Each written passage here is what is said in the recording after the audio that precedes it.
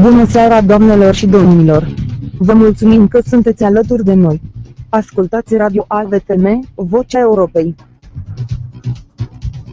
Jó estét, hölgyeim és uraim! Köszönjük figyelmüket! Önök az a Voice Former Rádió Európa hangja műsorát hallgatják. And good evening, ladies and gentlemen. Thank you for tuning in. You are listening to a Voice for Men radio, the voice of Europe.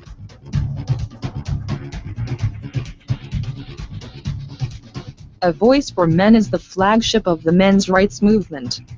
And this show is probably the only one at this point addressing the issues concerning men and boys at a European level. If you ever thought that there's something wrong regarding the state's approach to men and their issues, this is the best place to start. This is the place where feminism gets to be called out on its lies and propaganda, and the state is invited to get out of people's lives. Please consider visiting avoiceformen.com and see how the truth in action sounds like. We are here and we don't plan on leaving anytime soon. And now, Lucian Vâlsan shall bring us on today's topic. And we're back. Greetings everyone, this is Lucian Vâlsan broadcasting from Cluj-Napoca, Transylvania. As always, alongside with me is Herr Jon Gunnarsson broadcasting from Deutschland, and our producer broadcasting from the United States, Mr. Huff. Hi there everyone, hi there Jon. Hello, how are you doing today? Well, I'm doing great. It's been quite a long day for me. I've been out of the house for way too much. A few hours ago when we were talking on Skype, I was at a client's house and I was trying to figure out something that's apparently unfigurable.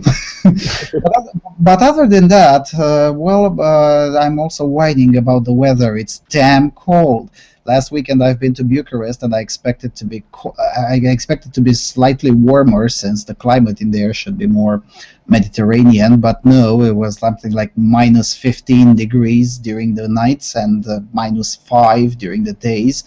It's bloody cold, and then I came back here to Transylvania where it's still bloody cold, but at least I get no wind because the mountains are protecting us. Well, here it's sort of moderately cold, like around 0, so it's like, it could be better, but it's okay. Yeah. It's still.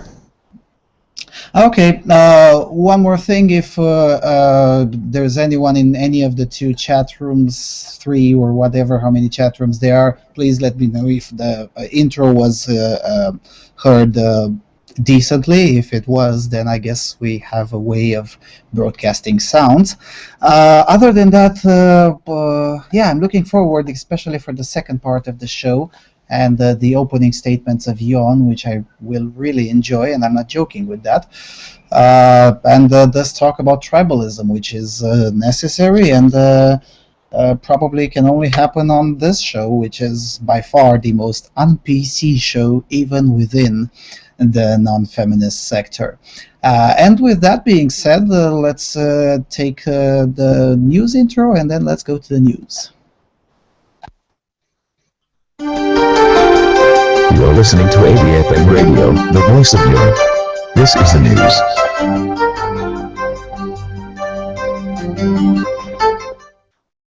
Okay, the first piece of news is from the Independent from Ireland, and it's called Unmarried Fathers to be given more rights under new laws. Unmarried fathers who have lived with the mother of their child for more than a year will have automatic guardianship rights under sweeping changes to family law.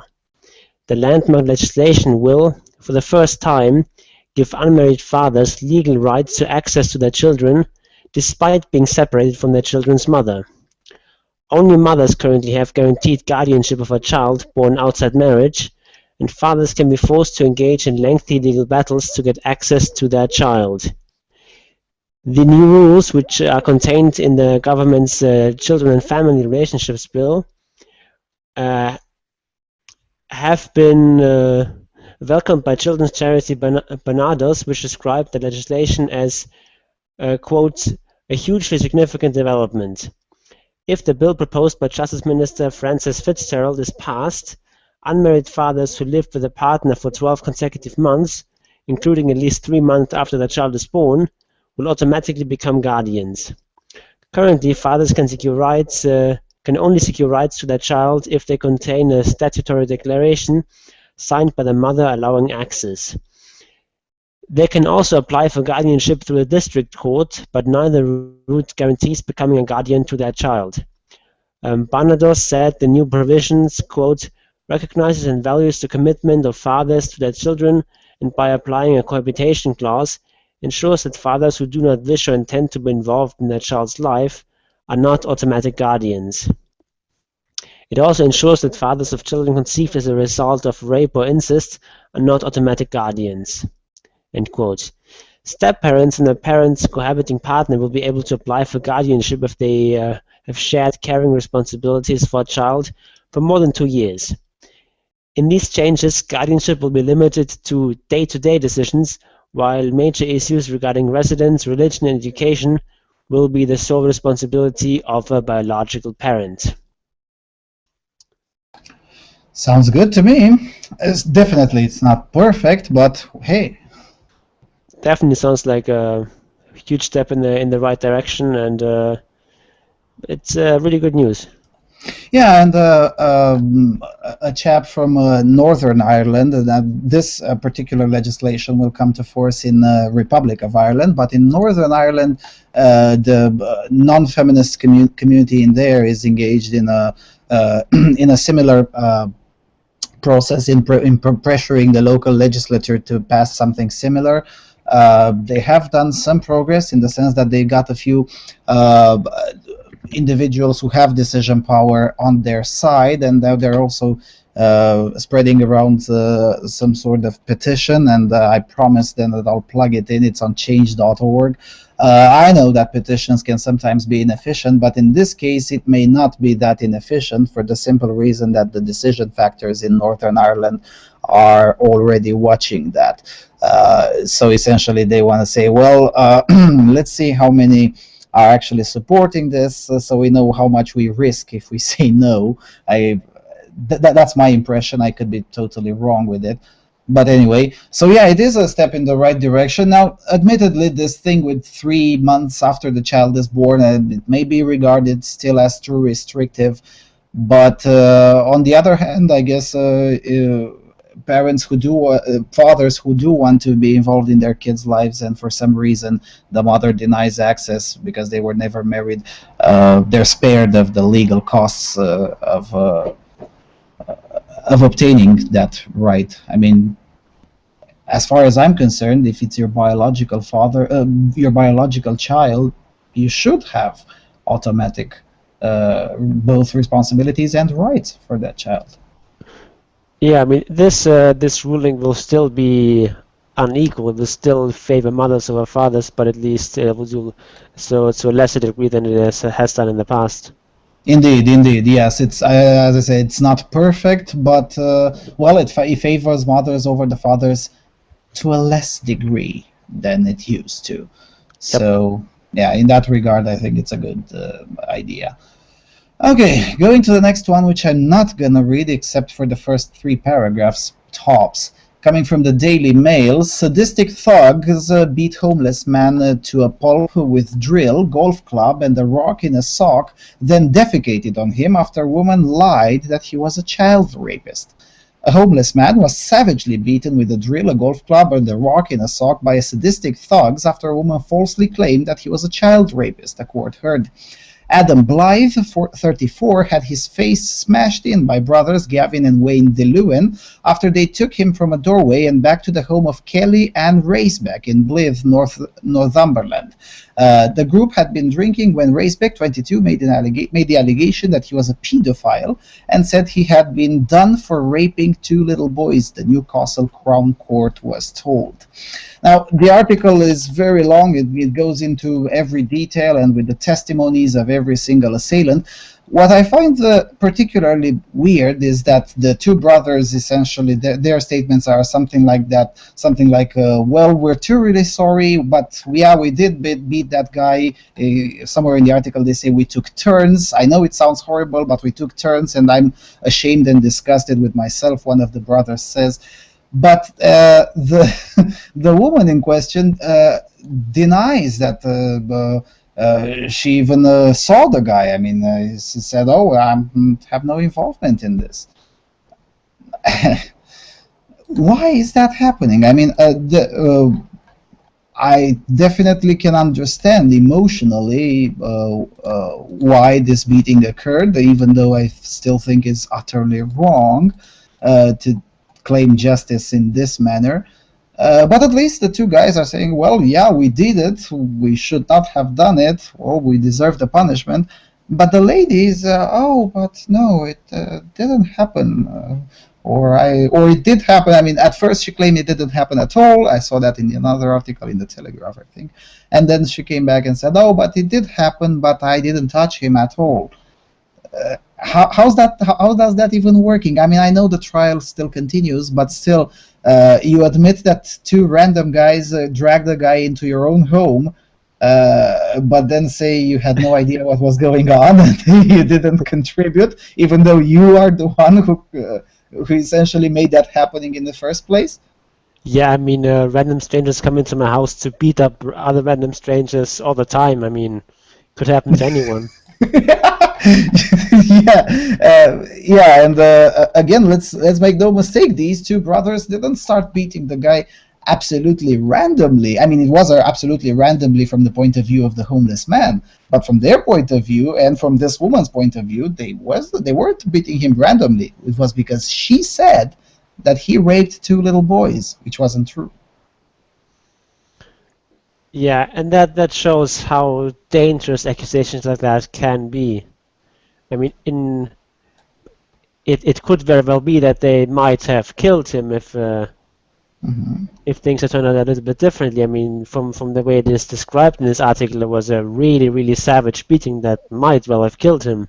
I mean, if he had been 20 years older, he might not have resisted such treatment. I mean, the victim is 34, a 34-year-old man, especially if he was homeless, so he was already kind of, how do I put it, gotten used to harsh conditions, because you kind of get those skills when you're homeless.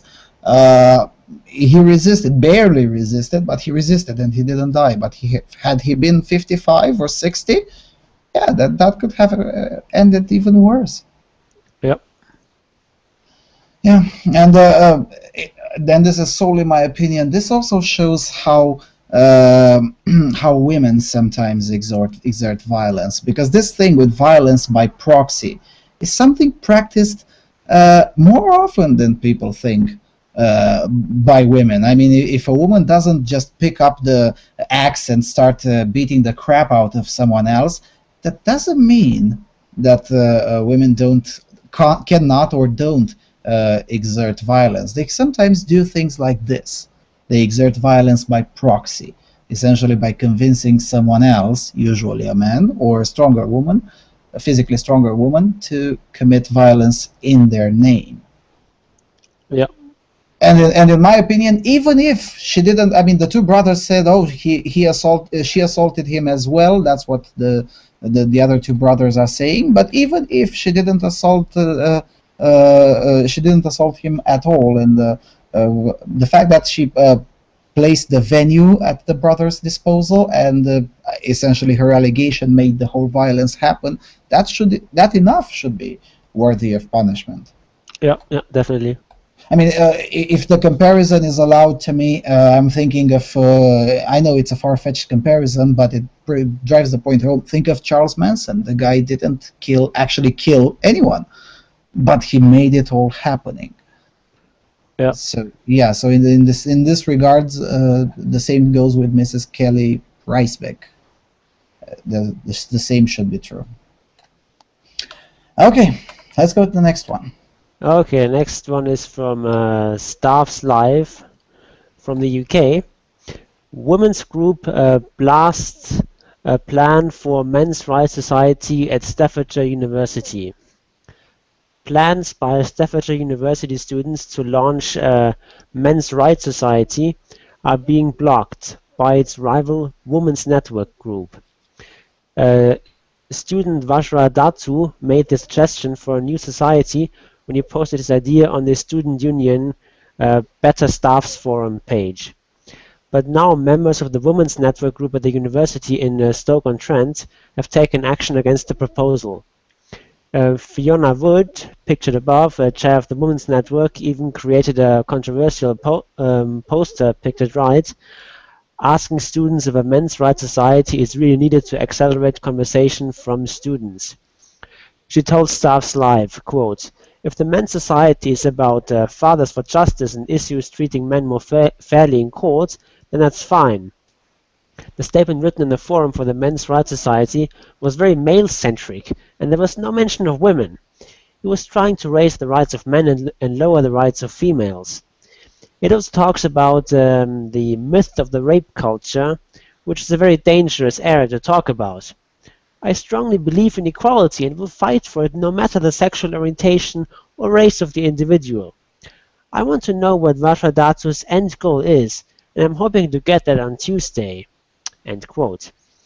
But Men's Rights Society creator Vajra Datu hit back. He said, quote, "Just as women face issues and challenges that arise in independence upon their gender, so do men. While the student union provides a forum for female students as part of its liberation network, there is no similar provision for male students. My vision is that students who come along to the society will themselves initiate projects and campaigns that promote the positive image of men and masculinity. As far as the forum meeting goes, I hope to be able to persuade my fellow students that advocating for the rights of one group of individuals does not mean that one is against the rights of another." End quote. Some students, both men and women, believe the creation of the new society should go ahead.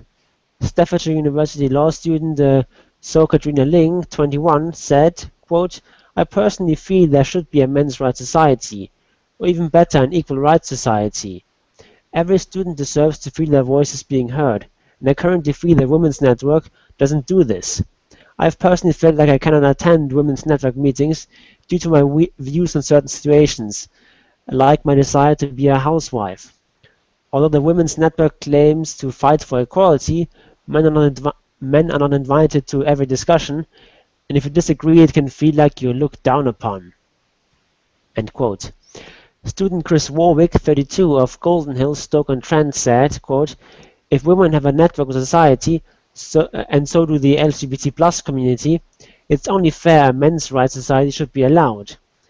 And yet the mere mention of the creation of one brings about discussion into whether it should be allowed.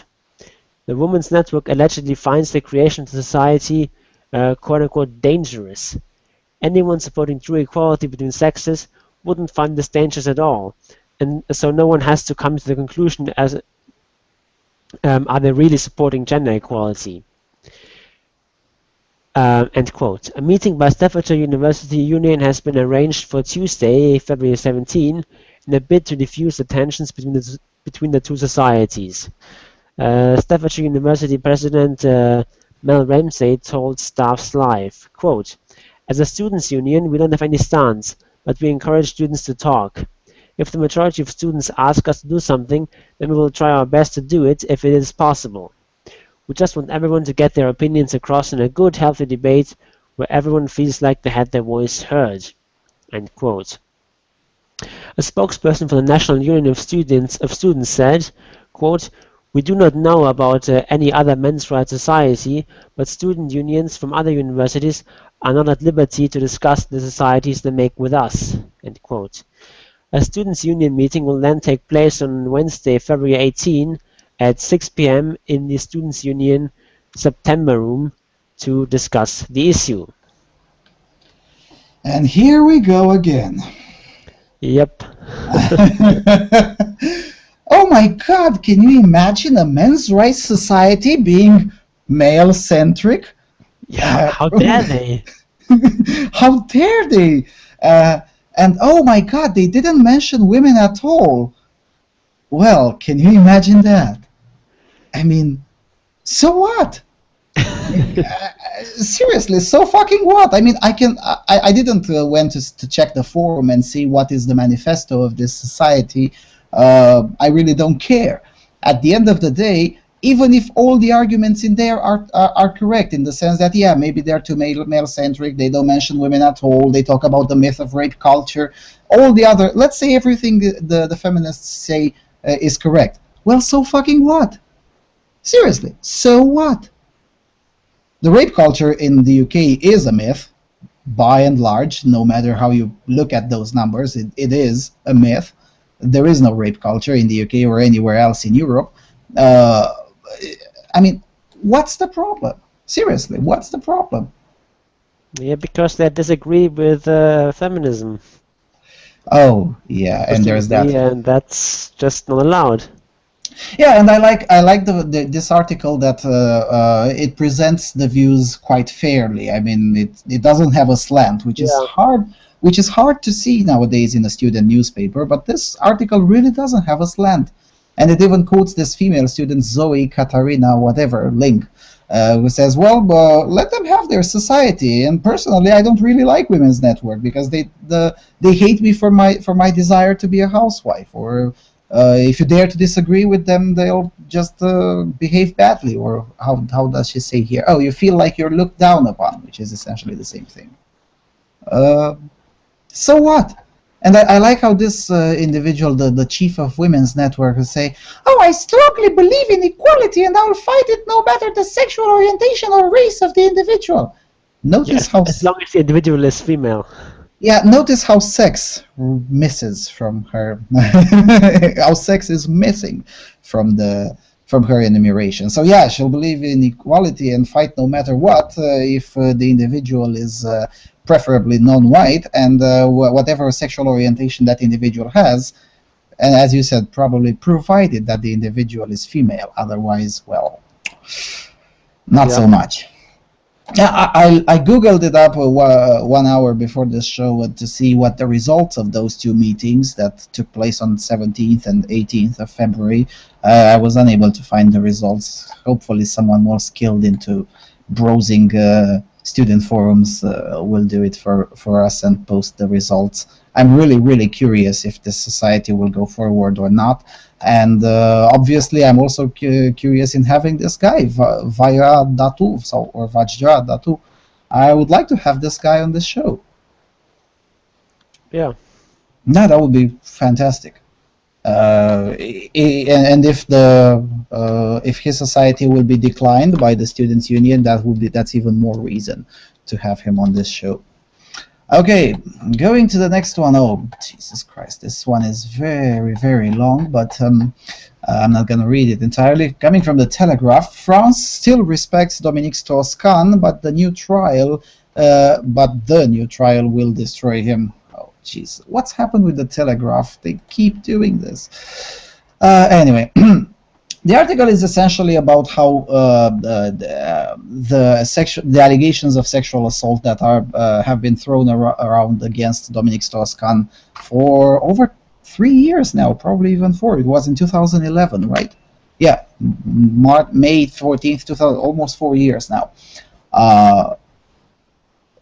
Essentially, the French public doesn't buy the accusations, and even more than that, if you guys remember, Dominique Strauss-Kahn was due to essentially be the socialist candidate and win the presidency of France, had it not been for this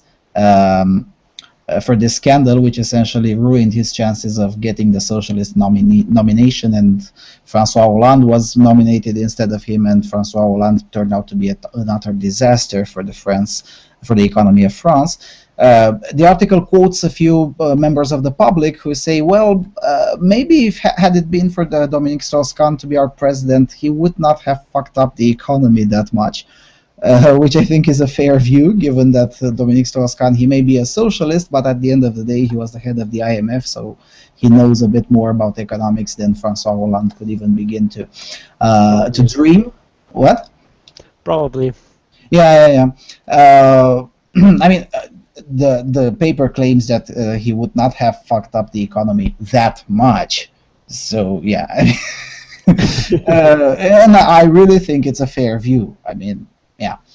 Anyway, what's interesting to note in this entire article, which again is way too long to be worthy of reading it entirely, is that the French public, unlike the public in other countries, is not impressed with the whole media being against him and branding him a rapist and whatnot. Some of the more conservative media even went as far as, oh, but he was also cheating his wife, and look how many women he fucked in the past, and whatnot. The French public seems to be quite unimpressed. They just don't give a shit. Okay, so what? He loves women way too much and more than others, and even as he was married, he was having a lot of sex with a lot of women. Okay, so what? Does that mean he's less competent as an economist? Or does that mean he would be less competent? Or does that make him a rapist? Well, not really. Because, and this is something that's not included in the argument, in the article, but I would suggest people to look at it. Just look at the picture of Dominique Strauss-Kahn and the picture of the accuser. And yes, I'm going to go that far. The accuser, the woman who accuses him of sexual assault in Manhattan and whatnot, is at least 30 centimeters taller than him, and physically significantly stronger than him, and not to mention 30 or 40 years younger than Dominique Strauss-Kahn.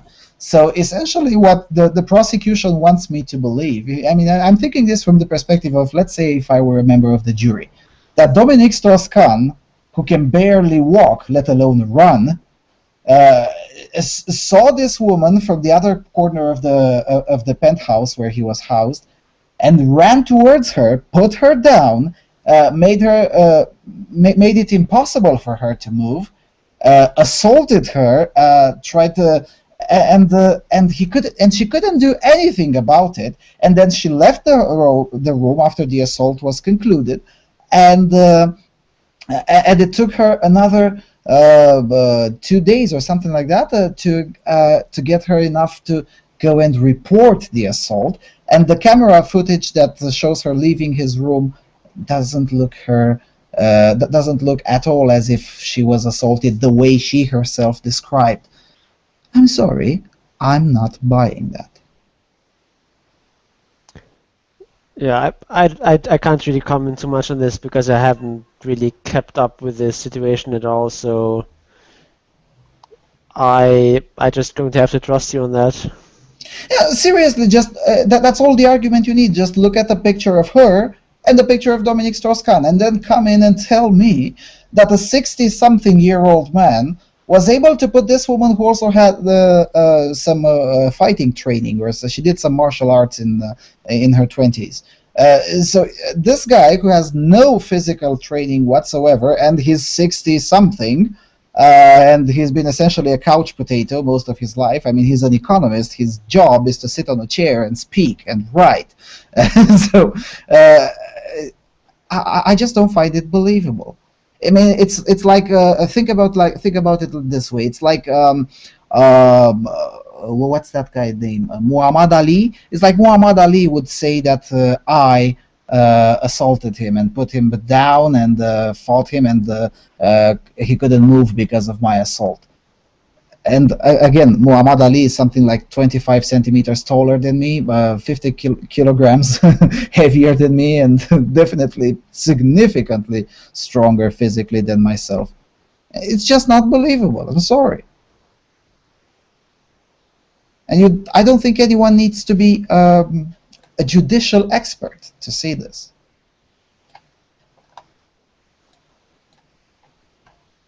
Yeah, I don't know. But as I said, I've not followed this case at all, so I can't really comment too much. Yeah. Anyway, this is probably the most interesting part. The fact that the French public, it doesn't seem to be affected. Any ideas why this is the case? I guess the people in France are much less, I guess, prudish than people in, say, America, and they just don't care too much that he cheated on his wife or things like that. It's just things like that are not taken as being as bad in France as in many other countries.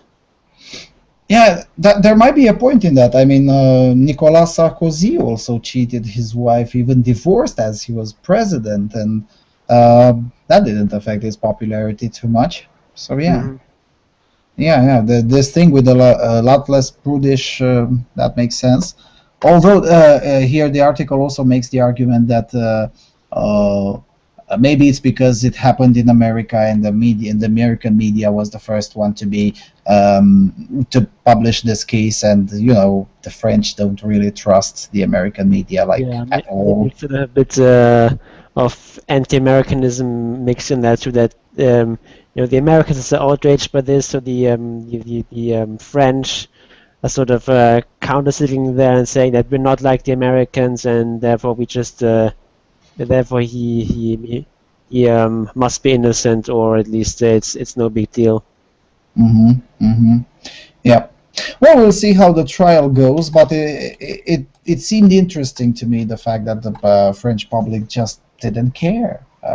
And on the contrary, like a survey is cited there that something like 66% of the French public would still vote for him as a president. So that's interesting.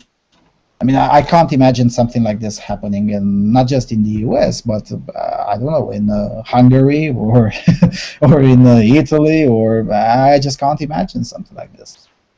Yeah. Okay, and the last one. Oh no, the last one is. I don't know if I want to read this or not. Probably not. Coming from The Guardian. It's time to take a stand against the urinal. It's an article by a guy named Peter Ormerod, I think the pronunciation is. And essentially, and it's not Poe, I mean, it's not satire. This guy is serious. He essentially says that because men pee whilst standing using urinals, that's how they achieved their cultural dominance in the world. Seriously, I'm not joking. This is this is the gist of his argument, and then he goes on to try to prove this somehow, and then say that, and then laud the little pockets of German cities who tried to do some legislation about that, i.e., to force men to pee whilst sitting. And then concludes with a paragraph, yes, it's time to take a stand against the urinal. In fact, the only suitable place for the urinal in the 21st century is behind a glass in an art gallery. It just has to go. Seriously, what the fuck is wrong with The Guardian? Yeah, that is rather bizarre. I mean, I personally don't like urinals much. If there's an available stall, I will use that, but it really is not a big deal. I mean, is this the biggest problem of Europe or of Britain? To put it on the front? I swear to God, next time I go camping, I'm going to stand up and piss on everything. I'm going to piss on everything standing up. I mean, is this really the biggest problem in Britain or in Europe, to have this kind of drivel on the front page of The Guardian? It's a fair question. I mean, come on. Really? Why? And also, again, let's suppose that pissing whilst sitting is better. I strongly disagree with that stance, but let's presume that it is entirely correct. So what? Seriously, so what? I mean, it's not like that choice is banned or something. What's the issue? I mean, why write about this? I mean, I was reading the comments, and to their credit, The Guardian didn't censor the comments on this article. And there was some of the, it was a user whose nickname was a staunch leftist, or something like that was his nickname. And he said, as time goes by, I find myself more and more identifying with the right wing of politics. My opinions haven't changed much in the last 10 or 15 years. but the topics deemed worthy of discussion amongst the left are becoming more and more ludicrous. And I have to agree with the user, a staunch leftist. I mean, come on, seriously? This is the biggest problem of the 21st century, the fact that urinals still exist. Yeah. And again, I mean, our next thing you know, the feminists will be telling women that they need to piss standing up because doing so sitting down is a sign of their submission to the patriarchy. That thing already happened. Just Google it. Women peeing standing up, and you'll find quite a lot of that thing already happened. I mean, not the argument of patriarchy, at least not yet, but there is already a subsegment of the feminist sector who genuinely advocates that women should pee standing up, and there's been even some devices created, and they are available on sale to allow women to pee standing up. I'm not joking with this one. Just Google it. Yeah. Someone in the chat, Shatting Duck, says, sitting while urinating is actually forced upon most men in Germany by their women. No joke. Really? No, it's not true. Absolutely not true in my experience. Maybe there's a few cases where that is the case, but certainly not most men. Yeah, I find that hard to believe as well. And also there is this problem, how do you test it? I mean, you're going to ask what? You're going to ask women in Germany, are you forcing your husband to pee while sitting? And then count the results? I mean, how do you test this? I'm not sure this is true. I mean, if Shatting Duck can offer some piece of evidence to that, I'll be glad to evaluate it, but honestly, I find it quite hard to believe. And again, even if it is true, how do we test it? Or do we ask the men, are you forced by your wife to pee while sitting? And, you know, if you ask young men, maybe they could troll you and say yes. I mean, if I were to get such a ludicrous survey, maybe I would troll it. I mean, I enjoy to troll it. Shatting Duck, believe me, no, sorry, evidence. We don't believe stuff here. We believe things only when we get enough evidence. So yeah. From my personal experience, I can really tell you this is not the case. That this happens for most men or something like that. Yeah, but I mean, it does happen to some degree, but certainly not most men. Yeah, I mean, I've been to Germany several times, and I usually stayed at someone's home because it's far cheaper than to pay for a hotel, and never heard something like that, or not even remotely close. But yeah, I mean, I can even believe that a certain proportion of men may be forced to do that in their homes by their female partners. I can believe that. How the hell do they force them to do that? Do they stand there and watch them piss? No, but if it's even a drop of pee outside of the outside of the toilet, well, you'll know that he pissed while standing, and then use emotional blackmail to convince him to avoid doing that in the future. I mean, come on, it's especially emotionally abusive women can find ways of that. I mean, just look at Tara Palmatia's blog. And you'll find how crazy finds a way. I can believe that happens in some cases, but for most, sorry, can't believe that without evidence. Okay, with that being said, let's listen to some music, provided that I'll be able to find it. Oh, crap. No, I can't find it because my hard drive just shut down. I'm not joking. So with that being said, I think we can just move on to the second part and go to the talk about tribalism. How's that sounding? Okay, let's just skip right into it. So our talk is about tribalism, and talk about the tribes and also bands, which are basically more primitive forms of tribes, and these are the the most sort of basic primitive forms of human societies, and they have been predominant for most of human history, I guess prehistory, until just about a few thousand years ago, which is quite recent in evolutionary terms. So humans are for the most part biologically adapted for living in these close-knit societies. And people within your tribe, they could be trusted to some extent.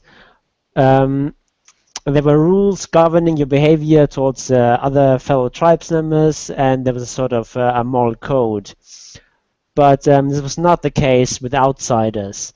The only law here was basically might makes right. And it doesn't mean that there was a constant war of all against all. Tribes might engage in trade and coexist peacefully, but they refrained from killing one another not because killing was wrong, but because killing currently wasn't in their interest or their tribe's best interest. So morality was basically something that applied to your fellow tribe members, but not to outsiders. The word tribalism can have several meanings, but the sense in which we use it here in this show is the application of this sort of deep-seated thinking to modern society. Of course, the nature of modern tribes has changed considerably from these close-knit societies marked by extended familial bonds to groups defined by things like religion, ethnicity, nationality, political ideology, and even pettier concerns like what sports team you support, which video game console you prefer, or what music you listen to. And also, very importantly, people today can be members of several tribes at once. The ease with which such new tribes can be founded and tribalism for the sake of tribalism can emerge can be seen in a classic experiment, which is the Robbers Cave experiment, which was conducted in America in 1949 and 1953. And in this experiment, you had a group of 12-year-old boys going to a summer camp, and they were randomly divided into two groups, one called the Eagles and the other the Rattlers. And these two groups, they were placed at opposite ends of the camp, and originally they weren't aware of the existence of the other group. But then as soon as they were told by the experimenters, or who were posed as camp counselors, that the other group existed, and that they would be playing a baseball match and engaging in other competitions with them, you immediately had rivalry and even hostility. You had the groups raiding each other, preparing weapons. You had a fist fight breaking out that had to be broken up by the staff, and you also saw them basically creating group identities for them. You had the Rattlers who were sort of swearing heavily, and then you had the Eagles who had the basically opposite identity of sort of being proper young boys who were religious and did not swear and so on. And these sorts of tribes, they form very easily, very naturally. It's something that is deeply ingrained in us as human beings. So tribalism is not something we are likely to get rid of anytime soon. So the question is, what is the big deal? Why even worry about tribalism if you can't eliminate it anyway?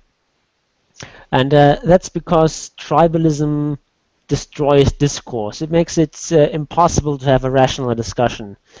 Instead of having some sort of reasoned debate, tribalism leads to each side just blindly supporting their side no matter what. As in the old saying, my country, right or wrong. Though of course no good nationalist would actually say that. To him the question never even arises because his country just is not in the wrong. Or as G.K. Chesterton put it, quote, my country, right or wrong, is a thing that no patriot would think of saying. It is like saying, my mother, drunk or sober. Tribalism is especially apparent in the political discourse. I'm going to read a short excerpt from an article by Eliezer Yudkowsky, who writes it's a piece called "Politics is the Mind Killer." He writes, quote, "Politics is an extension of war by other means. Arguments are soldiers. Once you know which side you're on, you must support all arguments of that side and attack all arguments that appear to favor the enemy side. Otherwise, it's like stabbing your soldiers in the back, providing aid and comfort to the enemy." This is basically the heart of tribalism. And it doesn't just apply to politics, of course. A good example has been, which has been prominent in recent years, is the discussion between religious people and atheists on the internet. And at this point in preparing for the show, I actually Googled stupidest internet atheist arguments.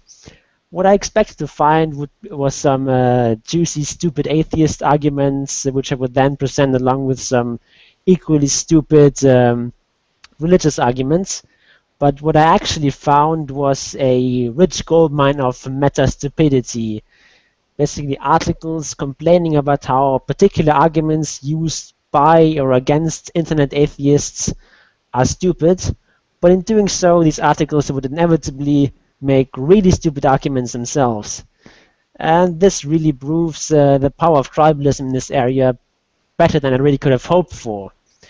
Though to be fair, I should mention that I found one pretty good article there from, which is actually from Free Thought Blogs of all places, called Atheists, Please Stop Saying These Things, which was calling out atheists for certain bad arguments.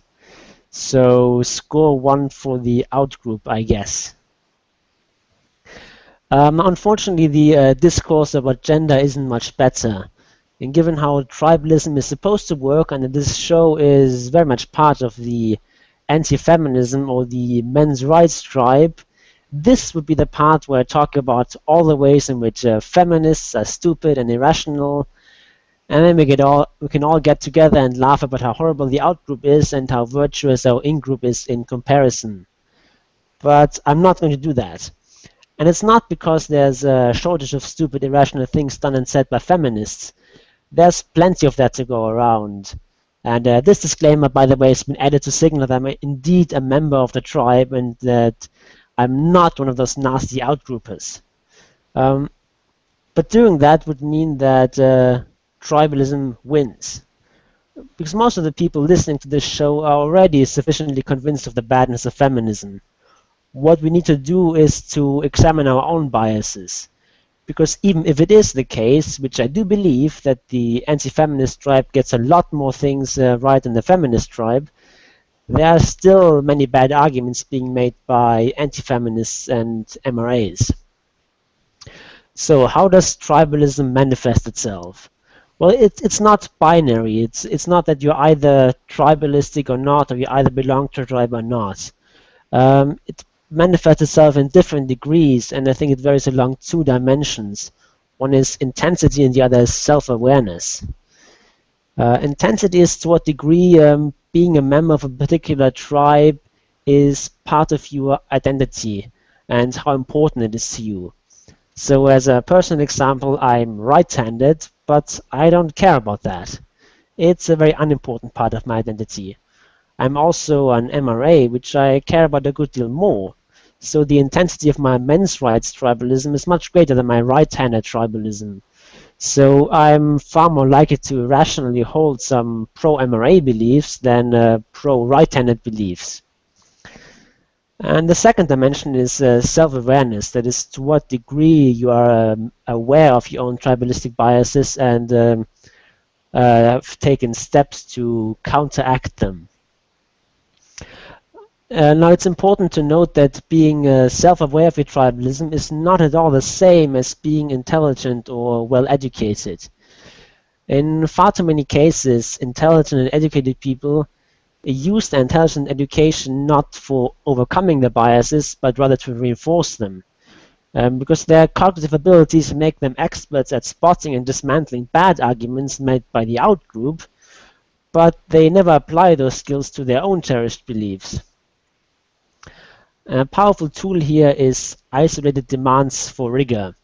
To explain what I mean by that, I will read some excerpts from the article Beware Isolated Demands for Rigor by Scott Alexander.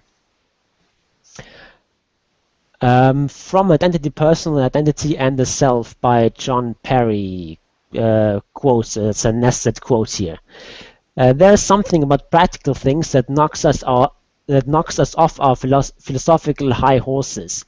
Perhaps Heraclitus really thought he couldn't step in the same river twice. Perhaps he even received tenure for that contribution to philosophy.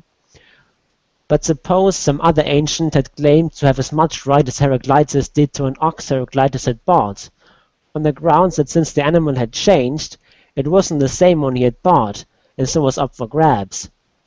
Heraclitus would have quickly come up with some such watered-down version of identity of practical value for dealing with property rights, oxen, lyres, vineyards, and the like. And then he might have wondered if the watered-down vulgar sense of identity might be a considerably more valuable concept than a pure and philosophical sort of identity that nothing has. And as his quote continues with Scott Alexander. Okay, but I can think of something worse than that. Imagine Heraclitus as a cattle rustler in the Old West. Every time a rancher catches him at his nefarious business, he patiently explains to them that identity doesn't exist, and therefore the same argument against private property as made above. Flummoxed, they're unable to think of a response before he rides off into the sunset. But then, when Heraclitus himself meets the concept of stable personal identity for something, maybe he wants to deposit his ill-gotten gains in the bank, with certainty that the banker will give it back to him next time he shows up to withdraw it, or maybe he wants to bribe the sheriff to ignore his activities for the next while, all of a sudden Heraclitus is willing to tolerate the watered-down vulgar sense of identity like everyone else. At its best, philosophy is a revolutionary pursuit that dissolves our common-sense intuitions and exposes the possibility of much deeper structures behind them. One can respond by becoming a saint or madman, or by becoming a pragmatist who is willing to continue to participate in human society while also understanding its theoretical limitations. Both are respectable career paths. The problem is when someone chooses to apply rigor selectively. Heraclitus could drown in his deeper understanding of personal identity and become a holy madman, eschewing material things and taking no care for the morrow, because he does not believe there is any consistent self to experience it. Or he could engage with it from afar, becoming a wise scholar who, participating in earthly affairs, while drawing equanimity from the realization that there is a sense in which all his accomplishments will be impermanent. But if he only applies his new theory when he wants other people's cows, then we have a problem. Philosophical rigor, usually a virtue, has been debased to an isolated demand for rigor, in cases where it benefits Heraclitus. So at this point I'm going to end quoting from the article because the article is really, really long. Scott Alexander is someone I admire a lot. He's a very talented writer, but there's one virtue of a writer that does not possess, and that is brevity. So the article is really quite long. Now, this concept of selective rigor is a very powerful tool for the tribalist. And even the plainest of facts can be doubted if we just apply skepticism liberally enough. And MRAs also nod above resorting to this weapon. One particularly egregious example, which I've mentioned on the show in the past, is the denial of the greater propensity of men to engage in violence and crime. There are some MRAs who have taken to argue that this apparent fact is just due to biases in the public perception and unfair treatment of men in the legal system. And it is indeed true that these biases do exist and that they exaggerate the male-female difference by quite a large degree. but at the end of the day, the evidence is still very strong that men are much more likely to commit violence and crimes. One example of this that stuck in my head was on an episode of Intelligence Reports a few months ago, where Dean Esme essentially made this argument saying that due to the biases against men, it was just impossible to tell whether men are actually more likely to commit violent crimes, and the other host just nodded along with him. Unfortunately, I couldn't actually find the episode in question in my research for this show, so I can't provide that link, and you're searching for video is always quite difficult. So instead, I have here an article about a related topic by Attila Winzer called Jeff MacArthur of AM 640 claims most sexual crimes committed by males. It is an article from AVFM, which basically summarizes a quote and argument on, I think, Facebook. And in the piece, Attila argues that the assertion that the majority of child sex offences in Canada are male-based is, quote, patently wrong and slanderous. And Dean Esme chimes in to say that MacArthur is wrong to assume that sexual predation is a mostly male problem, and that, quote, the data overwhelmingly shows that this is not true. And in the comment section, Dean provides some of those supposed data in the form of an article by Tom Golden, also on AVFM, which I think is called Boys Raped More Often Than Girls, which cites a study showing that 40% of abusers of boys and 8% of abusers of girls are female.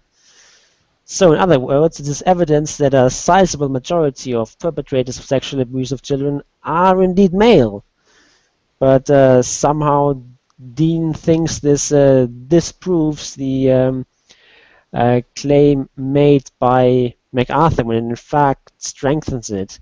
Now, the statement made by MacArthur, the precise statement, is a bit ambiguous and frankly misleading, but instead of just pointing that out, they just Dean and Attila just basically flatly denied the statement, even though it is technically true. It is true that men commit more sexual abuse against children, even though it's not nearly as one-sided as most people believe. And to be clear, I'm not saying that Attila or Dean are stupid, or that they're bad people, or that they're doing bad work, or anything like that. But like most of us, they are biased, and this bias will sometimes cause them to make mistakes they really shouldn't. And because they're part of this men's rights tribe and they associate with many of their fellow tribesmen, these errors are often reinforced by the environment rather than corrected. So the question is, what can we do to overcome tribalism? One way would be to target the intensity dimension by trying to avoid as far as possible membership in tribes. But this is difficult, and it goes against most people's natural inclinations. It's also difficult to affect any kind of change if you eschew all groups and collectives.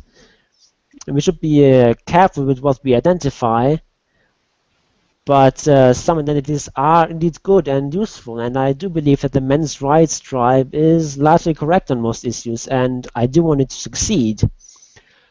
So what we should focus our efforts on is on the self-awareness axis, about on being conscious of our own biases and taking steps to counteract them. We need to make a conscious effort to be especially critical of studies and arguments that support our pre-existing beliefs. And we do need to keep an open ear and give arguments a fair hearing, even if they go against our biases. And this is very hard to do, and it requires a lot of mental effort, and it really is something that most people don't succeed at. But it is really the only way we can hope to get a reasonably clear picture of reality and understand the world we live in. So this is basically my opening statement. Discuss. Okay, sorry I had to drop out for a second to fix this. I have fixed it, so everyone in the chat room, please. Truthless has already chimed in. Traitor, burn him! No, in a more honest thing, let everyone just think about Jon's opening statements as they listen to a very, very nice song. Because now I have fixed my ability to do so. So let's listen to a nice song and then we'll be back. Okay.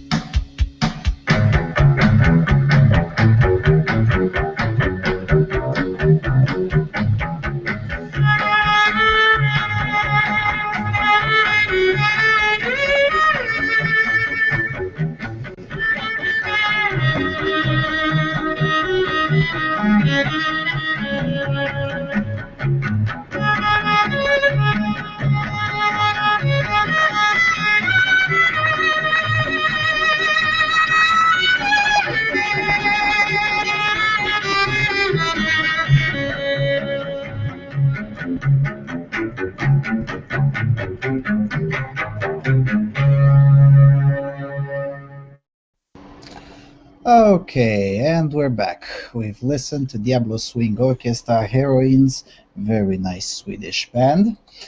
Okay, we don't have yet the ability to receive calls, but I guess we can work around that a little bit if you add Mr. Huff in your circles in Google and ask him politely to pull you into the conversation. Would that work, James? It should. Mr. Huff? Yeah, it might. I would much rather hold off until I can perform a few more experiments with the Uber conference software. Okay, fair enough. The reason why I was trying to suggest that is because this thing is way too important.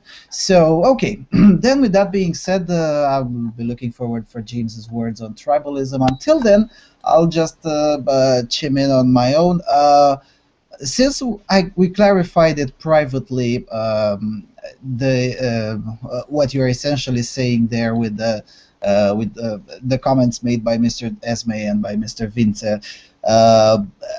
Essentially, your argument there is that the original statement against which Mr. Vincer was arguing was vague and with not enough nuance, because the original statement was the majority, if not all, cases of sexual assault on children are perpetrated by men. So the statement itself is misleading enough, because it's definitely not all. And Mr. Vincer essentially said, well, a sizable minority of it is not perpetrated by men. But then both Mr. Vincer and Mr. Esme didn't go far enough to provide nuance and essentially say, look, the first portion of your assessment may be true, but the last portion of it is definitely wrong. Here's evidence: a sizable minority doesn't occur the way you say it occurs. Am I got that right?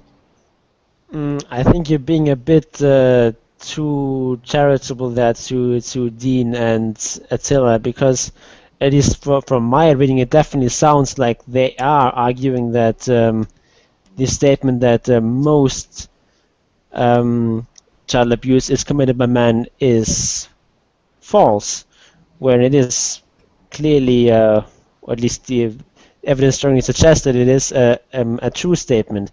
I mean, the original statement from MacArthur was that the majority, if not all of them, are male. Now, this is a true statement, though misleading. I mean, the majority is male, all of them definitely not. But the statement as it is true, if somewhat misleading. So, I mean, if they had criticized the statement just for being misleading, it would have no issue at all. That's perfectly fine and virtuous and so on. But they are going far further than in saying that that it would be slanderous and offensive to say that most child abuse is committed by men, which is neither slanderous or offensive, because it's just true. And if that offends you, then the problem is you, not the facts. Okay. Well, I can agree it is offensive, but then again, as you said, well, if it may be offensive, but it's still true. So yeah, but I guess my sole issue is how do we fix it? I mean, I've been aware, and you've been aware even long before you were a co-host in this show. If you remember, we were talking in the music breaks that at least in some segments of the politically activated non-feminist sector, there is a developing, although admittedly still in quite incipient stage, but there is a developing political correctness of our own, essentially. And I've been aware of this problem for quite some time, and yeah, it's not getting better. The only problem that I have is, how do we combat it? I mean, Tribalism, as you also mentioned in your opening statement, is not something that we can avoid. I mean, it kind of is in the human nature. So, can we combat it? I mean, seriously, can we combat it? We can at least try. I mean, this show is, of course, an effort to do just that, at pointing out the problem and criticizing certain arguments made by the tribe without criticizing the tribe itself. That because I do believe that most of what the men's rights movement strives for and fights for is very virtuous and good, and most of the arguments made by them are also true, but there is a sizable minority of arguments that are just that just don't hold up to scrutiny, and we should be able to criticize those arguments without being expelled from the tribe or being perceived as hostile. And I hope that this show can contribute towards that effort and to try to basically keep the movement honest. Well, to be perfectly honest, I mean, some outside observers who don't particularly like us, but who generally tend to agree with us on more than one point, outside observers usually say that they're surprised that we haven't delved far further down the line of tribalism. So I guess we already do have some sort of tradition of holding each other to account to as much as possible. I mean, I remember an article, I won't say the name of the article, even though I do remember it, making a particularly wrong argument with regards to the history of relationships between men and women. I think I know what you're talking about. If you do, please don't say the name of the article. And if anyone in the audience knows what the article I am talking about, that's great. If not, you'll find from someone else. I just won't say. I don't want to shame the author. But seriously, and that was a particularly wrong article published on voiceformen.com, and it was published mainly because, well, we actually do practice the thing with diversity of opinion, even though sometimes that doesn't serve us quite well, but at least we try. I mean, as opposed to several newspapers who claim to represent a diversity of opinions, we actually do that a little bit more often than we. Heck, we even published feminists on voiceformen.com. So yeah, and that was a particularly wrong article by someone from our tribe with a lot of tradition behind him and a lot of credentials behind him in activism. I mean, it wasn't some nobody who just came in. And no, this was an individual who has been in this branch for even longer than AVFM existed. But his argument still sucked, and the commentariat essentially teared it apart. I was surprised. I mean, there were quite a sizable, something like at least 100 comments explaining point by point why the whole article is rubbish, essentially.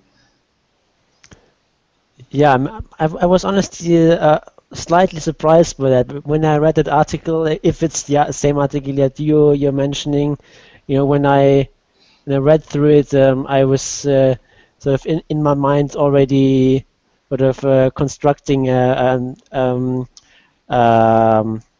of my comments for a rebuttal. But when I got to the comment section, there was already lots of people already saying most of the things I wanted to say. So I didn't have to write most of my comments. So. It is indeed the case that the men's rights movement is better in this regard than most of these kinds of movements. I definitely don't want to be perceived as saying that we are just like the feminists, only in the other direction or something like that. I don't think that's really a sort of moral equivalency here. No.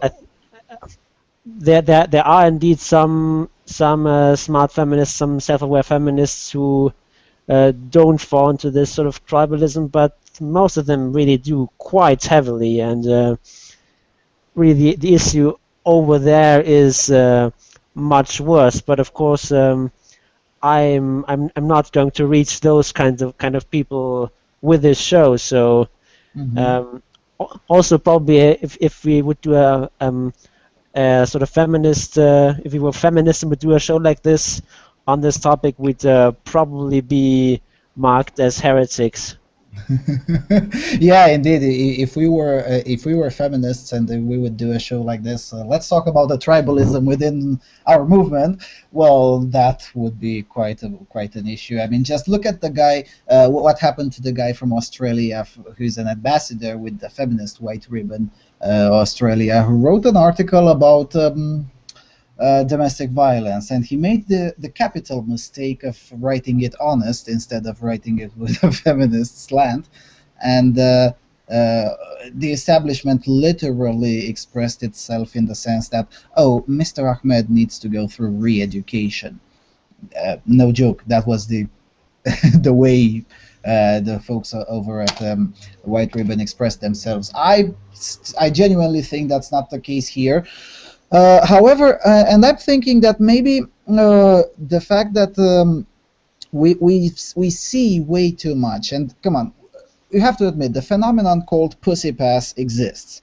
It just does, and the fact that we see way too many. At least or at least we perceive to be too many, because we see them in the newspapers all over again. The fact that we see too many such examples daily, some of us, especially people like myself, who hang around the multiple groups at a time and gather news all over the place and read a lot. Now, I know how to constrain myself, but I can't vouch that everyone can do it. I mean, I've developed this ability after working several years on it. But the fact that we see this quite often, maybe this is what makes us, or some of us, more predisposed to overestimate the impact of pussy pass on some issues, such as sexual abuse on children, for instance. I mean, the fact that we see so many cases where women aren't, where female child abusers sometimes aren't even charged with the infraction, even though there's compelling evidence that she did it. Maybe this is what makes us skeptical to the whole notion that over 50% of sexual abuse on children is committed by men. Yeah, that's a good point, though. You do have to keep in mind that being part of this tribe, you sort of get the sort of news that we get through our affiliation with the men's rights movement through a certain filter, where we are much more aware of the sort of news that basically fit in with our worldview, and not as much on the kinds of news that would tend to go against it.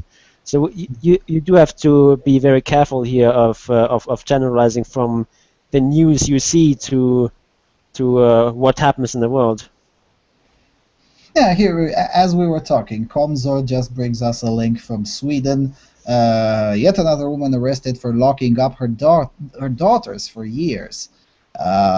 The news just came in yesterday. Maybe because we get too many of these, we just tend to overestimate the prevalence of it. Or at the very least, I mean, maybe some of us just overestimate the prevalence of it, and some of us even go one step further and say maybe that's the majority. Or maybe we just don't know, as Dean says, he's not sure at all if that's true or not, because, well, there's too much pussy pass. And as you said in your opening statement, well, yeah, pussy pass exists, and maybe that skews the rate a little bit, but still. And we also discussed this, I think, when we had Mike Buchanan on the show. We also said that essentially if women would be sentenced or prosecuted to the same extent as men are, there would still be more men in prison than women, but the ratio would probably not be 20-1, but rather, I don't know, 4-1 or something like that. Yeah, and that is of course a huge difference, but it still means that men are still much more likely to commit crimes. Yep, yep. And it's important to not go overboard on that and to just believe that everything is just a conspiracy to keep down men, because that's just not the case.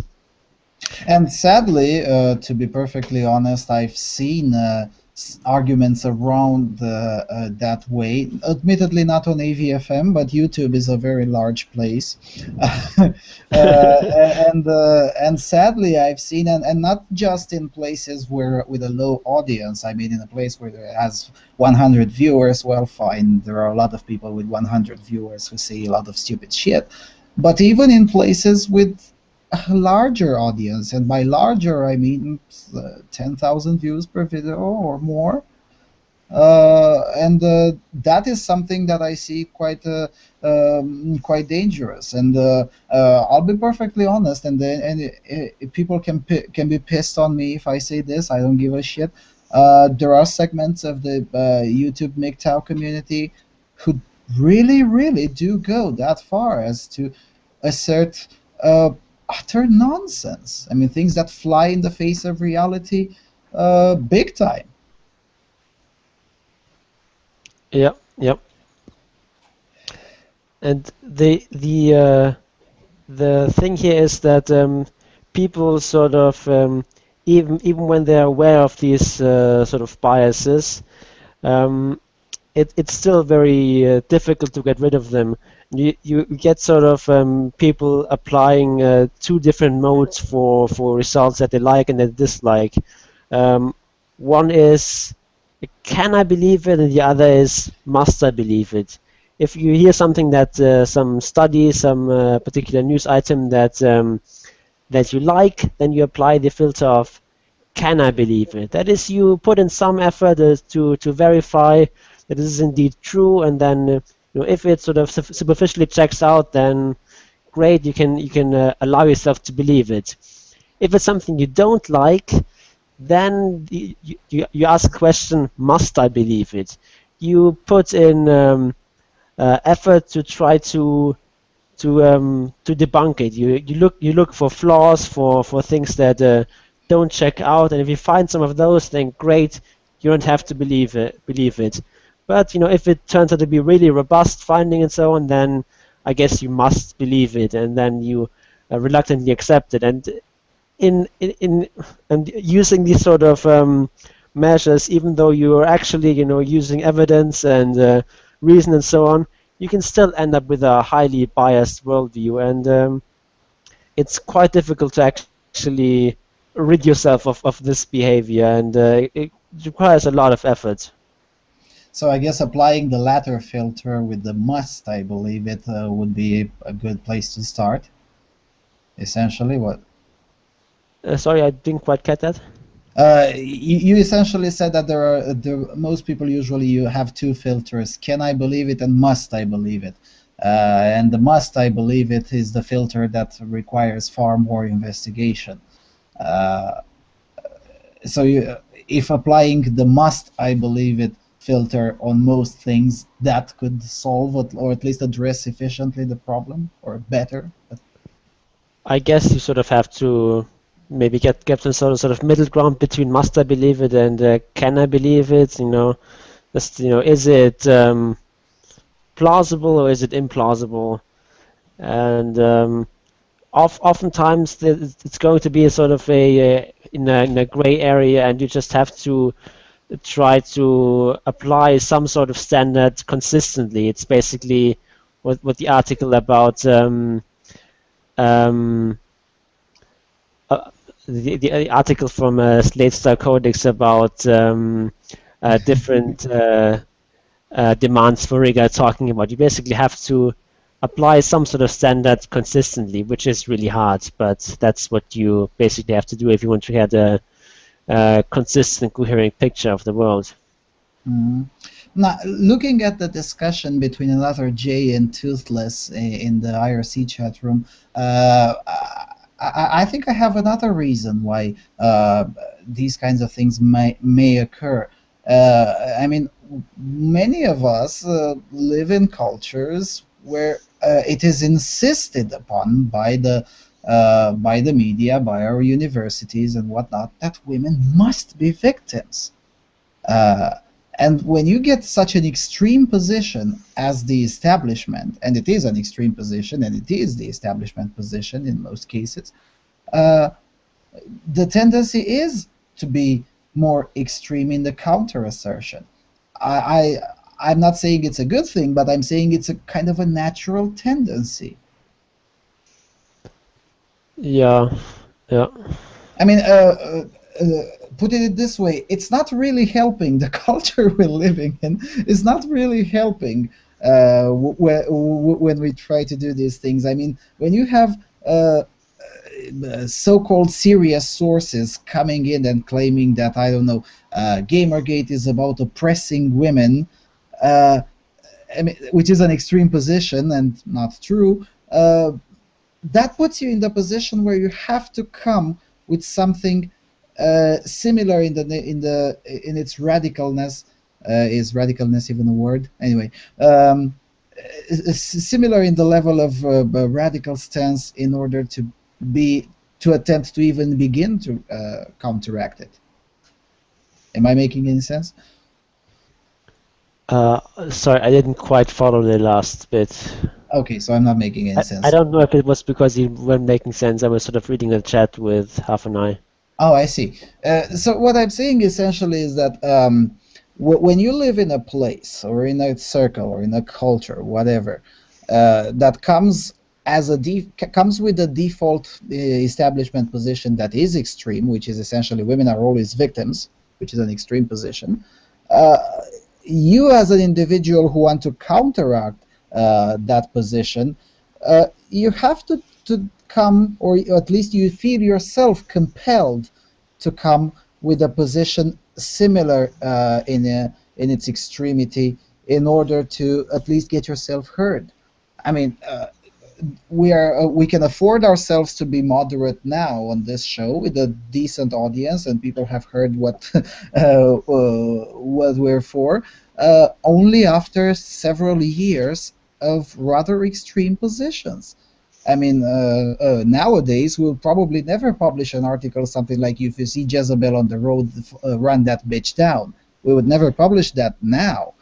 But in 2011, that was kind of necessary to bring to bring some audience, to bring someone to at least try to hear your side of the story. And even that article by Tom Golden, you wrote it. Even Tom himself acknowledges somewhere at the end of it that the title is essentially clickbait and whatnot.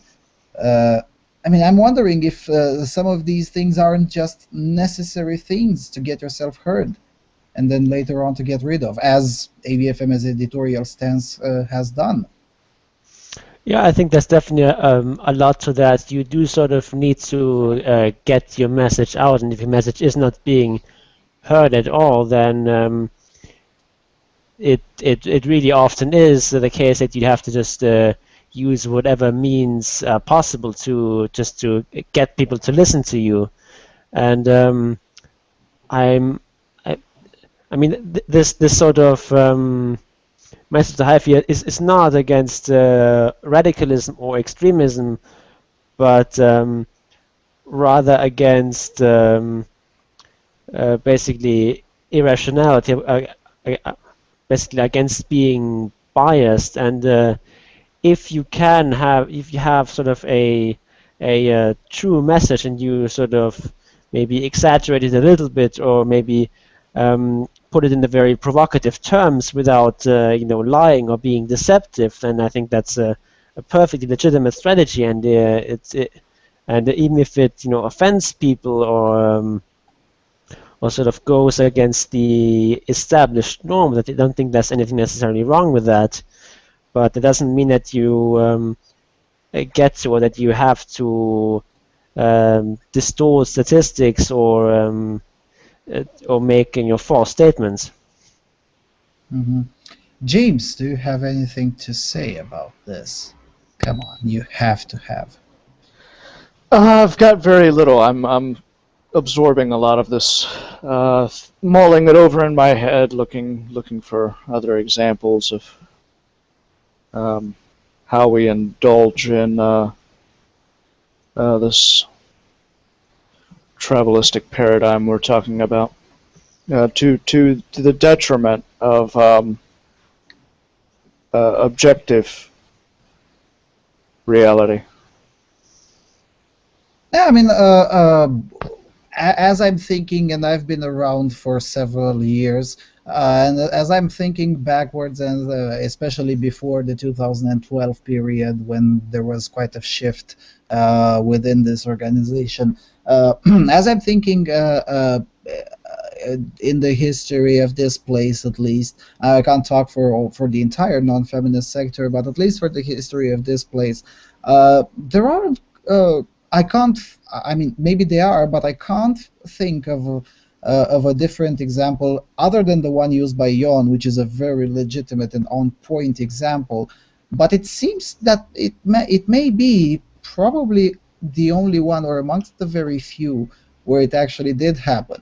When I want to think of situations such as the ones described by Jon, I have, however, quite a few examples from other groups, particularly from some of the Facebook pages that I frequent, and definitely several YouTube channels. There are places, and again, YouTube is a very big place, where a lot of severely tribalistic stuff are being claimed, and they are definitely to the detriment of factual reality, such as, let's say, for instance, the claim that 80% of women and only 40% of men historically has gotten a shot to at reproduction, have reproduced, when the reality is that that particular statistic comes from a study that is 20 years old and has been refuted multiple times. And yeah, indeed, more women than men got a shot at reproduction, but it's more something like 65% of women and 60% of men. So the difference isn't that catastrophic. Yeah, sort of. I guess one sort of claim that comes to mind, that I don't know if it's been made on AVFM, but sort of often hear this in men's rights circles, that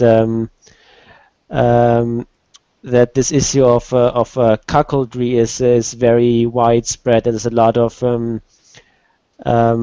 men who falsely believe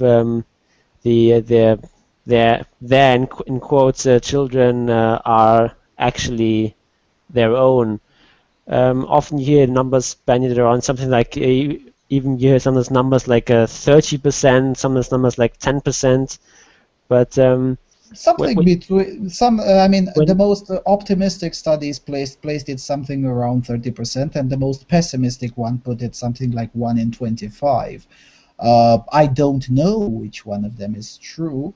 I don't know. I genuinely don't know. But you know, those studies, like 30% or also something, 10% were from people who actually basically from non-random populations, from people who actually got that tested on purpose. And of course, those are people who suspect that they're not the father, and of course that's not going to be random.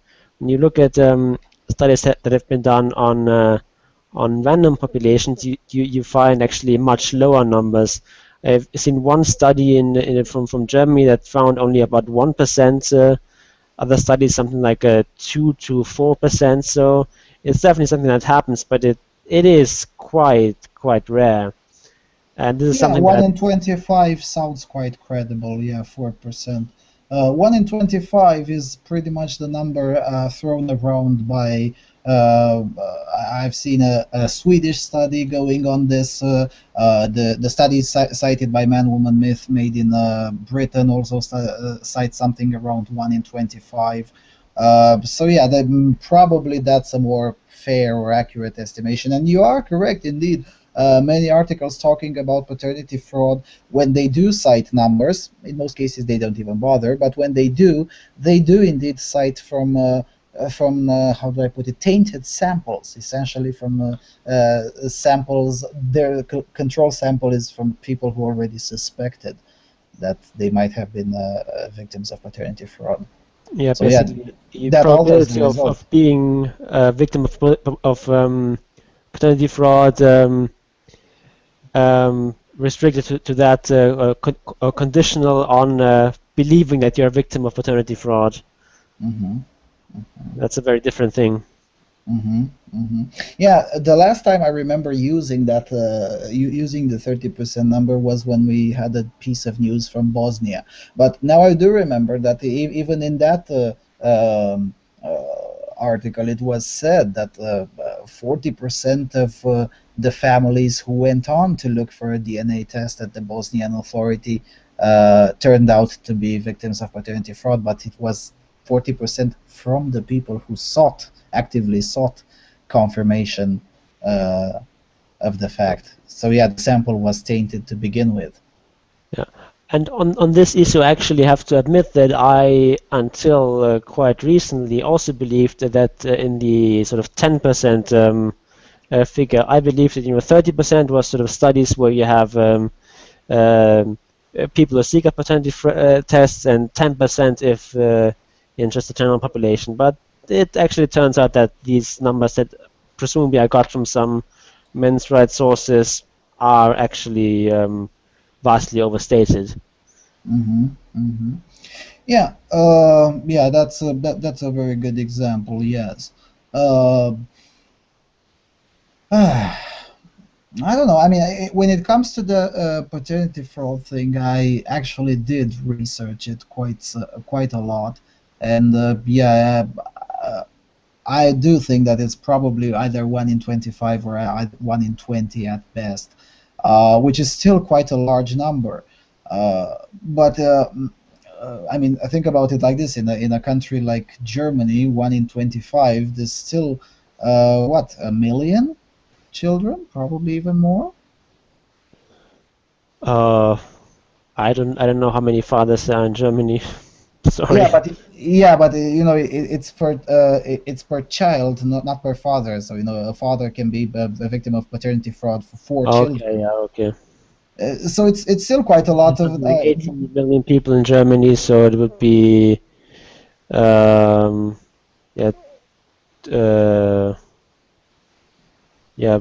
basically 2 million children. Something like that. 2 million. Let's say it's more. 1 in 25. So I can't do math here.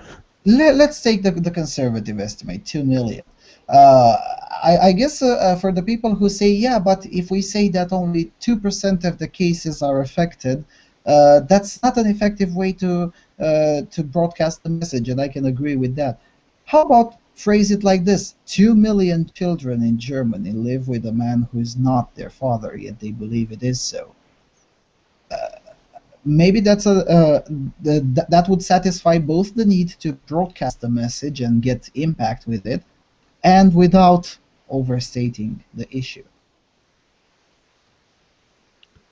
Yeah, and because I do think that this is important, because if you go along and cite these 10% studies and so on, then someone can come along, ha, you stupid men's rights people don't even know basic research methodology and so on, and it's actually not a big deal because it is just 2% or 4% or whatever it is, and then you basically lose the argument. But if you come up right away and say it's 2 million people, that's a very different. Yeah, that's a huge city. It's a big European city at the end of the day. Yeah. Yeah, and it's the same thing that I've been saying for quite some time, and finally I've heard more and more people making that argument is with regards to false rape allegations. I've always been saying to non-feminists, essentially stop arguing with whether it's 2% or 4% or 8% or whatever the official estimates are. I don't give a shit. It can be 0.5%. It's still a huge issue. It can lead. It can get people killed or beaten up, as we've seen in this in tonight's news section. Stop arguing how much is the rate. Get the lowest estimate, which is the lowest, 2% or something like that. Okay. I've heard 0.6% from feminists bandied about. Okay, 6%. Take the feminist estimate. 0.6%. 0.6. Yeah, okay, that's bullshit. Okay, that's bullshit. No, seriously, that's bullshit. But in a big country, even with that one, you can still get. What does it mean? 0.6% of the male population of the United States. That's 150 million. 0.6% of rape allegations are false. Okay. Then how do they know that? I mean, we need to know the total they number. Don't know that. No one knows what the rate actually is. It's just numbers they pull out of their ass. Yeah, I mean, how do you know the total number? Because for instance, go ahead. Sorry. I mean, you know the total number of rape allegations because that's you know the total number of complaints. You don't know the total number of allegations because, for instance, with this man who was beaten up in the UK that we've read about his case in this news section, there was no formal complaint. It was an allegation made by a random woman which convinced herself and two brothers to beat him up. It was an allegation, but it wasn't a complaint. So that's why I'm saying we don't even know the total number of allegations.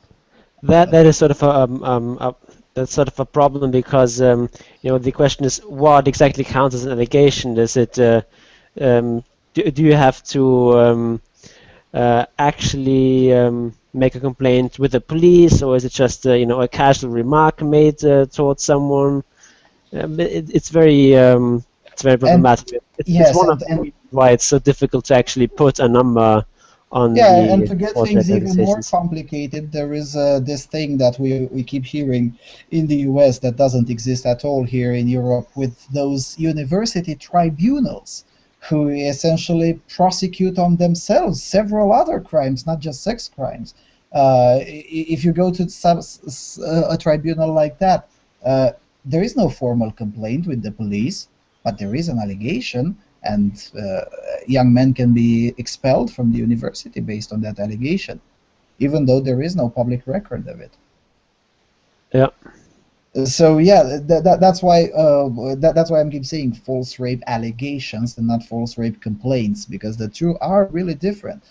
So given that and this pretty much adds to the point, stop arguing what the rate is. Grab a very conservative percentage. The FBI says it's 2 till 8%. Okay, take 2%, and use the raw number of that. Because when you say, well, a population the size of city whatever is put through the horrors of a false rape claim every year, that makes the argument both for the shock value, and it is absolutely correct. It's harder to counteract it because you don't have to get into these pissing matches. Oh, but this rate says this, and I have a link from the Fembot Collective that says different and whatnot. I mean, if you use a 2%, you probably won't get very many people. Like, the number of rape allegations is not going to be huge, and 2% of that is probably going to be a rather small number. But on the topic of the number of false rape allegations, I actually have here a pretty good blog post written by a feminist, no less, about this. It's called "Tumblr is terrible at rape statistics." Well, Tumblr is terrible at everything. Well, I won't get my numbers off Tumblr. I mean, seriously. I think not even the pundits on Tumblr get their numbers on Tumblr. Basically, the thing is with also this article argues that we just don't know how many false rape accusations there are, and anyone who says he knows is lying. Because it's just unknowable with the information we have. Like, how do you determine whether an allegation is false. Just because there's insufficient evidence to convict someone doesn't mean the allegation was false, for example. It's pretty much the same clusterfuck as it is with the more known feminist claim of, oh, only 20% of rapes get reported. Sorry, what? I mean, you can't prove that. There's no way to test it. I mean, how do we know it's 20%? How do we know? How do we know the total so we can calculate? Yeah. Yeah. So essentially, I guess the message of this show is pay a bit more attention to the things individuals claim in various pissing matches that they engage with. Yeah, and be especially careful with people's biases, and if someone whom you already mostly agree with says something that that is consistent with the stuff you agree with, then you have to be especially careful. But unfortunately, most people then are especially careless and just believe whatever they're told, and that is a real problem. Yeah, I guess just keeping oneself in check for as much as possible, or as often as possible, that would be probably one of the solutions. And also, I've seen this, and this is particularly addressed to those of us here in Europe. I've seen quite a few times individuals from Sweden, from Italy, and from other places around the old continent claiming things using US numbers. Stop doing that, please. Please, please, please stop doing that. Now I know that we're all fans of the band Rammstein and we're all living in America, but seriously, we're not all living in America, and using US numbers to make your case in Italy, sometimes that can be detrimental, and sometimes that can be disastrous. Nothing good can come of it. Yeah, definitely. Also, what's really important is to have some epistemic humility. You just need to be able to say, I don't know. Because there's a lot of things you just don't know, and admitting that should not be shameful. And this, I think, is a sort of a problem with these false rape statistics, because we really don't know and no one knows, but a lot of people just can't abide not knowing. They just have to have some sort of number, and we just don't here. Sorry. Yeah, it is, and well, this thing with not being able to say I don't know, we've touched a bit on this even 2 weeks ago when we had this show. There's just too many people, not just in the feminist sector, but also in our sector, in other sectors, who simply can't say I don't know, and I don't know if that's fixable. Really, I don't know how to fix that. I know how to fix that in myself. I've quite often I say I don't know, or I don't know yet, but I don't know how to teach this to other individuals. How to say I don't know. Yeah, and the problem here is that often saying I don't know comes with a sort of loss of status among many people. They see, okay, you don't know, therefore you just you don't know very much, therefore you don't have to pay attention to you, and that is a real problem. And it's I mean, in sort of more intellectual discussions, that is fine, and those are areas where admitting your ignorance is something that is respected and maybe even high status. But if you look at sort of public discussions on the television or in politics and so on, there if you say I don't know, you're just going to be marked as an idiot, and it's really unfortunate. Yeah. I mean, and I guess this will have to be something to bear by the audience, essentially. I mean, if you're hearing someone, I'm not putting myself, but if you'll hear I don't know, Paul, or someone at the future ICMI, the conference that will be in Houston. If you see someone saying, I don't know, I don't know, just try not to treat that as something bad. Yeah, that is really a problem. But we also have to be careful about this sort of effect on others, because if we live in a world where all of the smartest and most educated people are sort of very unsure of their knowledge because they know the extent of their own ignorance, and all of the most clueless people just are very certain of whatever beliefs they have managed to cobble together, then we have this sort of problem that the people who are most certain or appear most certain actually the people who are most likely to be wrong, and that is quite problematic, because then all the sort of loud opinions we hear are from idiots, and that is not a healthy place. Yeah. We sort of do have to strike strike a balance between sort of appearing high status and preserving some sort of humility. Yeah, that's a fair point. Well, I guess we're not gonna play the second song. We'll just leave it for some other time. James says he's still absorbing, so I guess we're just gonna leave it like that, with absorption.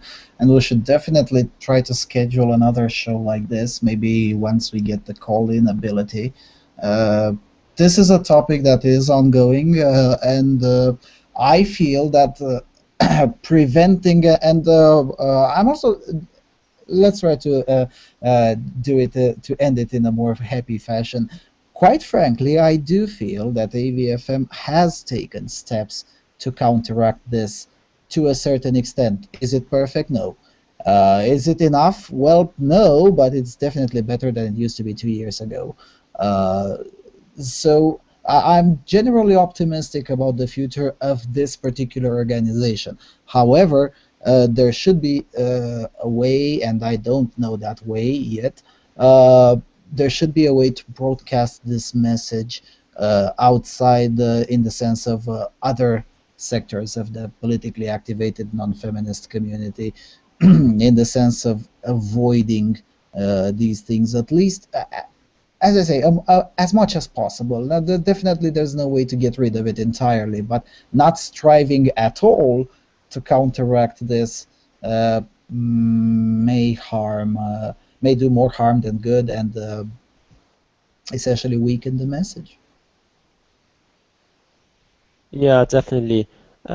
One thing you can sort of do is seek out people who are pretty good at this, who are pretty good at avoiding tribalism, and who are pretty self-aware. For example, one of them is one of the people I quoted in my opening statement, Scott Alexander, who is sort of a blogger, who writes at Slate Star Codex. He's a really interesting guy, and is really someone who can look at controversial issues in an even-handed way, and provide some really interesting insights. Also, he has some pretty epic rants about feminism and the social justice movement, which should be enjoyable for the people in this crowd. Okay, yeah, but one particular individual that I would probably suggest would be Fiedelbogen. Fiedelbogen is pretty much the kind of individual that doesn't fall for most of the tribalistic stuff, at least not from what I've seen, and I've been following the chap for quite some time.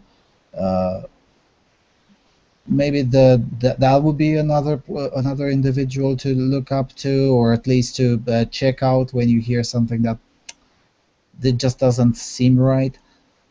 Yeah, it's a difficult one, and I'm really sorry that we don't have the ability to receive calls. I'm pretty sure most of the folks in the audience just now thinking of things that they should or should be added. So I guess Tribalism Part 2 will probably be when we get the ability to receive calls.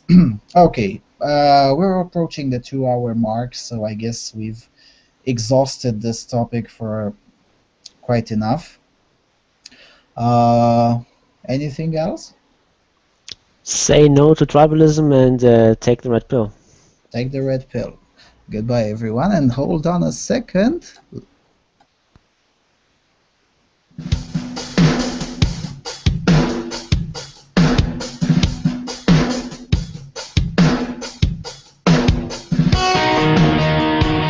This has been a production of A Voice for Man. Lucian, Vâlsan and his guests, thank you for listening to The Voice of Europe.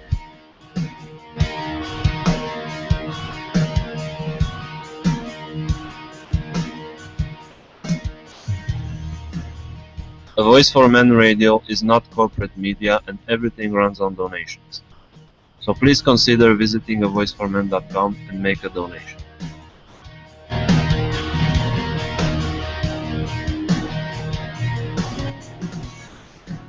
We would also like to thank the artists, De Prima Terra, Bezna, Cristian Buica, the Iranian band Arsames, the DDG Project, and all the other artists that offered us their songs to use under Creative Commons license.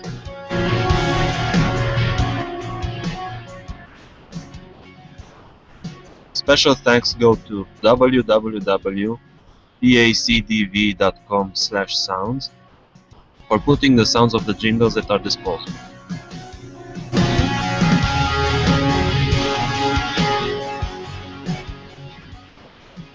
We would also want to remind the listeners to take the red pill.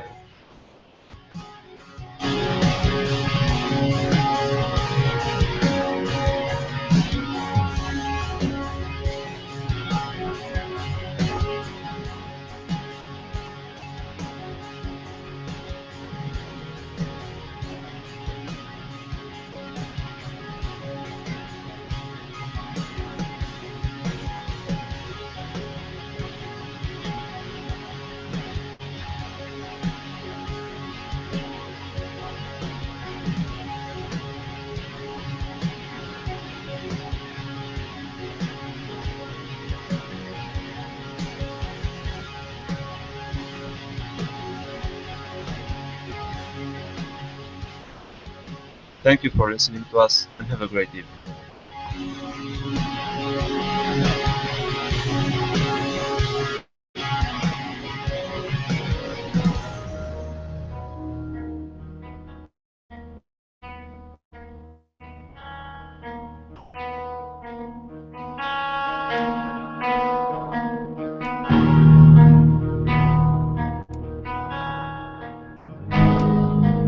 Ați ascultat Vocea Europei.